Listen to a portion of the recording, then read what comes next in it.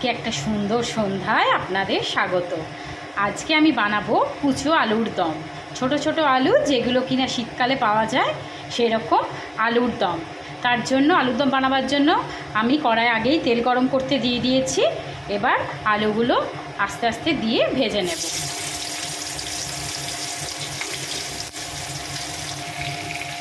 আলুগুলো ভাজতে দিয়েছি।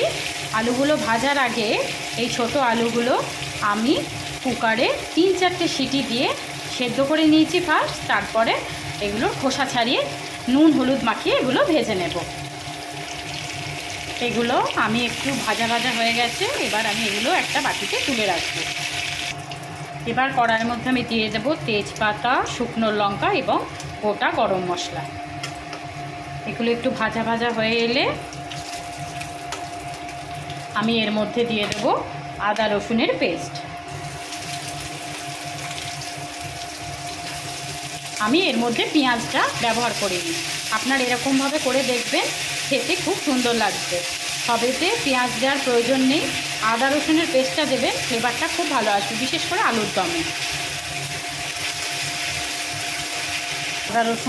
আদা রসুনটা এবার ভাজা ভাজা হয়ে এলে আমি এর মধ্যে দিয়ে দেব আমার টমেটো কুচি করে রেখেছিলাম, সেই টমেটো কুচিগুলো। এবার একটু টমেটো কুচি দিয়ে একটু নাড়াচাড়া করে নিই।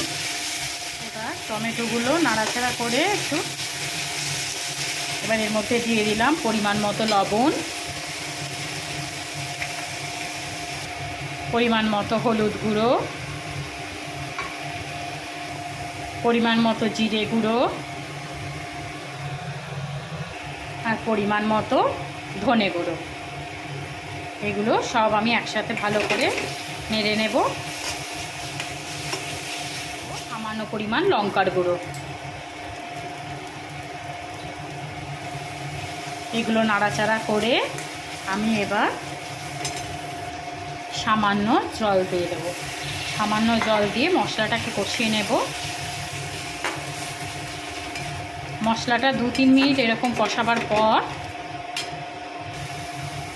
দেখুন, 2-3 মিনিট কষাবার পর যখন তেল ছেড়ে আসবে এটা দেখুন, তখন আমি এই রকম কড়াইশুঁটি রেখেছিলাম, কড়াইশুঁটিগুলো দিয়ে দেবো। এর সাথে নাড়িয়ে নেব, কারণ ছোটো আলুর দমে এই কড়াইশুঁটি দিয়ে করলে খুবই সুস্বাদু খেতে লাগে। এবার এই কড়াইশুঁটি দিয়ে নাড়াচাড়া করার পর আমি অল্প জল দেব। জল দিয়ে 2-3 মিনিট এরকম কষিয়ে নিয়ে আমি এটাকে ঢাকা দিয়ে রেখেব 3-4 মিনিটের জন্য। এরপর ফিরে এলাম। মশলাটা আমাদের একদম যখন রেডি, এবার এর মধ্যে আমি দিয়ে দেব যে আলুগুলো আমি সেদ্ধ করে রেখেছিলাম, সেই ছোট আলুগুলো। এগুলো এবার এর সাথে ভালো করে নাড়াচাড়া করে নিয়ে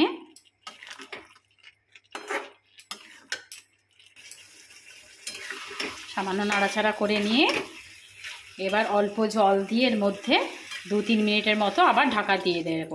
কারণ এটা বেশিক্ষণ আর ফোটাবার দরকার নেই, অল্প খানিকক্ষণ ফুটিয়ে নামিয়ে নেব, কারণ আমার আগে থেকে আলুগুলো সেদ্ধ করে রাখা আছে। এবার 2-3 মিনিটের মতো আমি এটা ঢাকা দিয়ে রেখে দেব অল্প আঁচে। আরও 2 মিনিট পর এটা ফুটিয়ে নেওয়ার পর দেখুন আমাদের আলুর দম একদম রেডি হয়ে গেছে। এবার আমি এর মধ্যে দিয়ে দেব গরম মশলা আর অল্প ঘি। এটা দিয়ে এবার অল্প নাড়াচাড়া করে আমি গ্যাসের ফ্লেমটা বন্ধ করে দেব। এবার নামিয়ে নেব। বন্ধুরা, আমি এটা নামিয়ে নিয়েছি। কত সুন্দর দেখতে হয়েছে আলুর দমটা। এটা আমি এবার ওপর থেকে অল্প ধনেপাতা দিয়ে গার্নিশিং করে দেব। এবার সার্ভের জন্য পুরো ready. Thank you for watching.